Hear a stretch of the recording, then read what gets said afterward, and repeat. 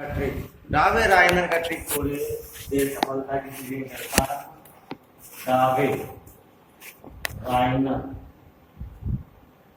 डावे राइनर का ट्रिक उस समय तक तो सही माना गया। इन्होंने क्या कहा, क्या किया, इन्होंने तत्वों को या तत्वों के तीन तीन समूह बना दिए, तो जिनमें ऐसे समूह बनाए जिनमें तीन तीन तत्व रखे गए। बहुत सारे बनाए इन्होंने, जैसे Li, Na, K, Be, Mg, Ca, Al, Sn, P, ढेर सारे तत्व रखे। तो इन्होंने कहा कि अगर हम तीन तीन तत्वों के समूह बना लें तो उसमें पहला जो तत्व, पहला और तीसरा तत्व है, इनका परमाणु भार जो होता है, बीच वाले तत्व के परमाणु भार नहीं, पहले और तीसरे तत्व के परमाणु भार का माध्य बीच वाले तत्व के परमाणु भार के माध्य के बराबर होता है। जैसे Li का कितना होता है 9, Na का कितना होता है 11, Mg का कितना होता है 39, Na का होता है 23 और इसका होता है Li का 7 होता है। तो पहले वाले तत्व का परमाणु भार अब दूसरे और तीसरे वाले तत्व का परमाणु भार, पहले और तीसरे तत्व के परमाणु भार का क्या निकाल रहे हैं, माध्य निकाल रहे हैं। माध्य में क्या होता है, दोनों तत्व के जिनका माध्य निकाला जाता है उनको परमाणु भारों को हम जोड़ लेते हैं, और जोड़ने के बाद जितने तत्व के परमाणु भार जोड़े जाते हैं उतने बटे।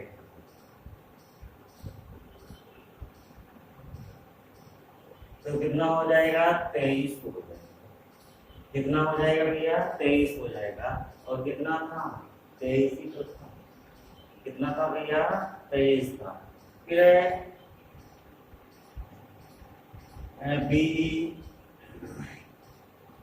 Mg, C, B का कितना होता है 4, B का होता है 9, Mg का कितना होता है 24 और Ca कितना होता है 40 होता है।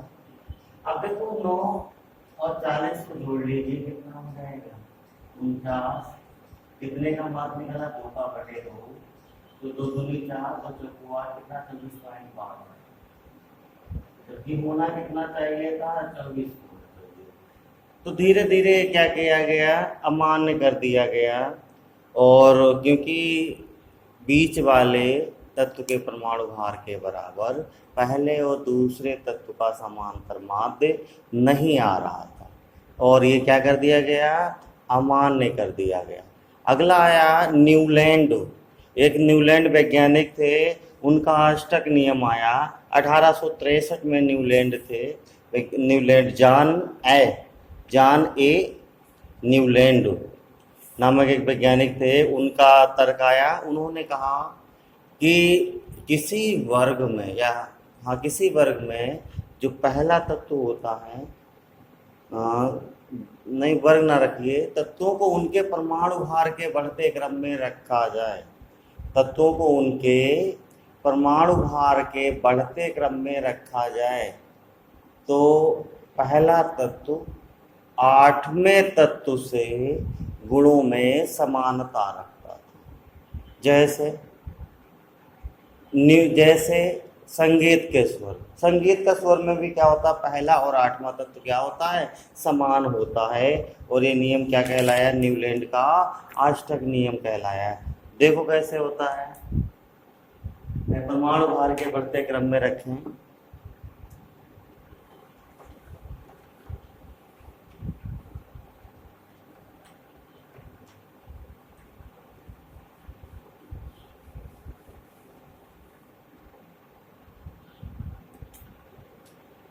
Li, Be, V, C, N, O, F, Na, MD AL SI PSC। देखिए इसमें कहा गया था न्यूलैंड के अष्टक नियम में, न्यूलैंड का अष्टक नियम। न्यूलैंड के अष्टक नियम में कहा गया कि तत्वों को उनके परमाणु भार के बढ़ते क्रम में रखें तो पहला तत्व 8वें तत्व से गुणों में समानता रखता है। जैसे संगीत का पहला स्वर सा रे गा मा पा धा नी सा।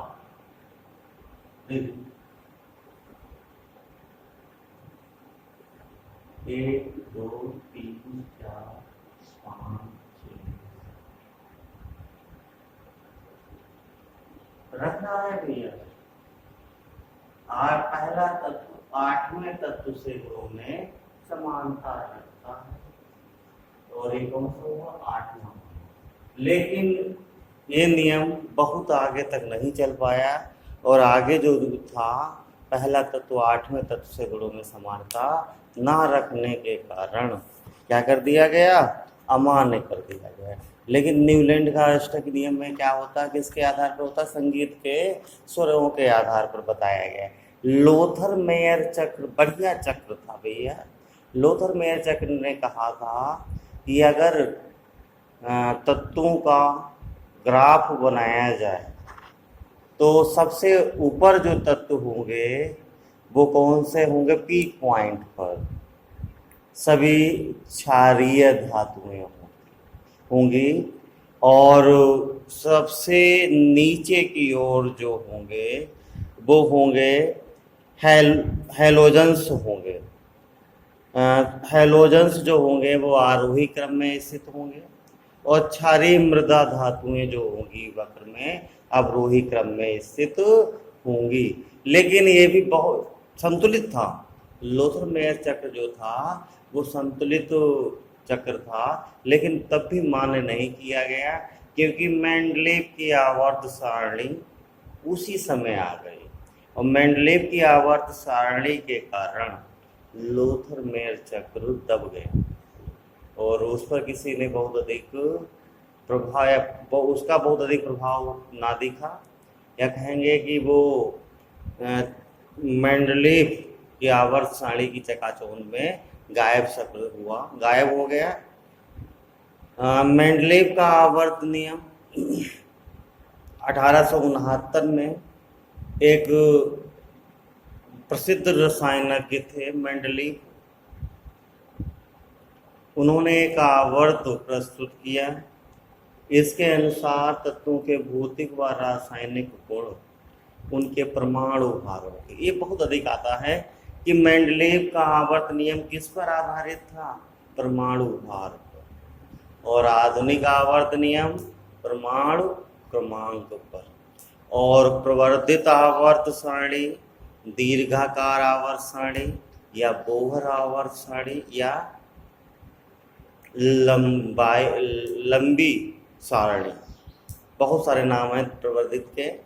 तो इसमें इसका बेस था इलेक्ट्रॉनिक विन्यास, परमाणु क्रमांक या कहेंगे इलेक्ट्रॉनिक विन्यास। इलेक्ट्रॉनों का इलेक्ट्रॉनिक विन्यास होता है, इलेक्ट्रॉनों के इलेक्ट्रॉनिक विन्यास पर आधारित थी।